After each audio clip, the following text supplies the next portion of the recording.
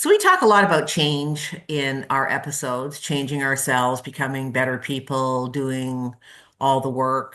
Um, have you ever noticed that if you haven't seen someone for a while, and that, I mean, literally a while is very subjective. It could be like 6 months to 2 years or 5 years or whatever.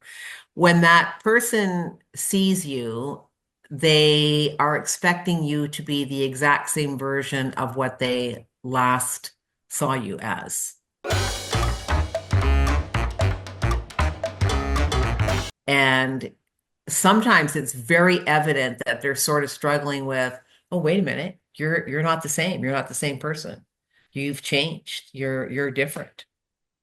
And it's really, I find it really interesting when you're in that situation to watch how that transpires with somebody and to see how they struggle with what's gone on with you.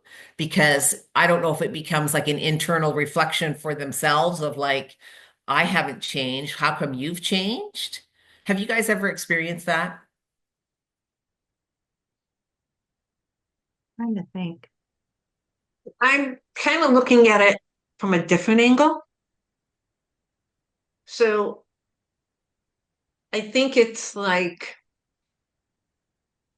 you're going to see somebody you haven't seen in a few years, and you've changed, like you've matured, you've grown up, you've gotten out of the happy hour stage or the going out all weekend and this and that, and you meet up with this person. You've always enjoyed being in their company, always enjoyed this, but you find that they've never grown with you. So we might be talking the same way, but from my side, looking at it, it's not that they expected me to be the same person. I expected them to grow as I've grown. And it's not because I've done all this self-reflection or whatever. It's like, I mean, I don't have to go out on Friday nights and tie one over every Friday night because I had such a stressful day at work, or, I find other ways to relieve stress, or, you know, it matured. You've grown out of certain things, you've grown out of that stage. And I don't expect everyone to come along exactly the same path as I have, but you notice that they're still stuck in, whether it's the high school days or their 20s days, or they're still stuck in this cycle Mhm. of and not moving forward at all. And it's like, yeah, I don't know if I want to be around that person's nice. Um, Seeing them once every 5 years is enough, and go on. I think we're saying the same thing, but Yeah, it's just that whether it's you looking at the right, person or the right. person looking at you. I And think I think, I think both things there are really kind of expectations though, right? Like we sort of have right, this expectation of what we think that person is going to be like, and then they show up and like you were explaining, Michelle, they're not that person. They're either still stuck back in the old ways or they've changed completely. mhm, And you're like, whoa, I got to get to know you all over again. Like this is a right, brand new person in my right. sphere, so to speak. What about you, Tracy? Trying to process it. So I have a couple of group we between my husband and I that we've known, like I have a group that I've been with since elementary school. He has a group that's been elementary school. And I kind of look and go, there's certain just core values or core feeling. I don't want to say values because I don't want, there's just some core feelings that I felt for those people when I met them and that have stayed together this whole time. And we don't see, like, we see each other once or twice a year at the most on one side. And I don't know, they haven't changed or they have. I don't really notice that part of it. I just notice that initial whatever connected us to begin with. So I don't know. Like you know how things hit me halfway through the episode. It might come to me. But for me right now, I'm just looking at those people that I do connect with over like and haven't seen for a while. And I don't notice one way or the other right now. That's fine. You probably all have, that's okay that you haven't.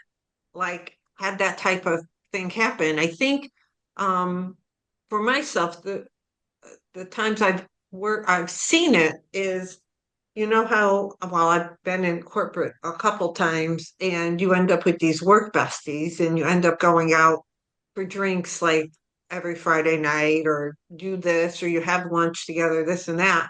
And then you guys go your separate ways. And a couple of years later, you're like, hey, we got to have lunch. And you sit down and have lunch, and that person is like maybe rehashing about work or like is always living in the past where you're Mm. somebody going forward. Like it's just this. And you sometimes I've sat there and said, hmm, hmm, wonder what I ever saw like in that person. We must have just been like commiserating together. Like it's just weird aspect of it.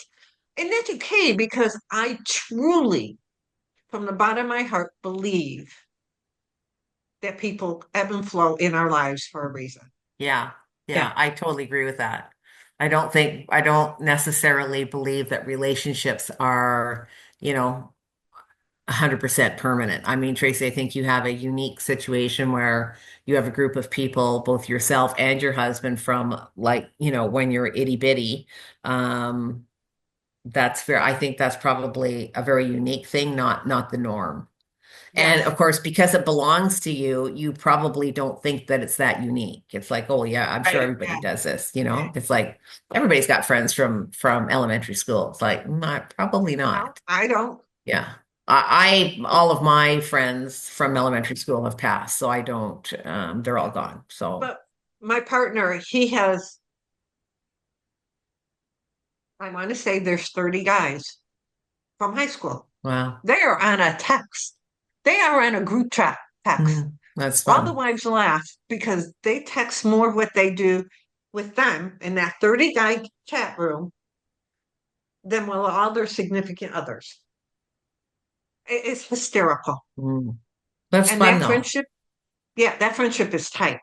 When I mean tight, I don't mean tight in a, if one of them is sick, if one of them needs something, if one of them something, all 30 people are there Wow, in one that's way, in awesome. some way format, in some format, Hmm. you know. But I've also heard them talk in there that so and so is stuck in the past. So and so, like this person still thinks they're A 20 little and they bit of can still judgment do there, this, eh? you know, that whole thing. But Ah, they're still friends. But yeah, I take it when I meet somebody or something like that happens to me.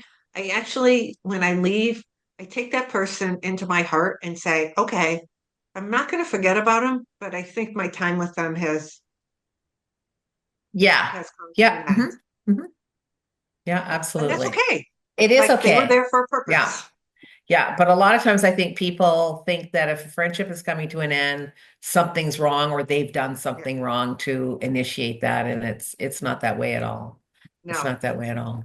And That's you move interesting. through different times, like when, I have had all these my kids' friends, parents, right? And as we moved through, we were super close, but then we drifted off because the kids weren't, yep, we weren't doing the same activities and stuff like that. And if I ran into them, great, but that's kind of, yeah, we're kind of over What here now. We're doing different things. And so, yep.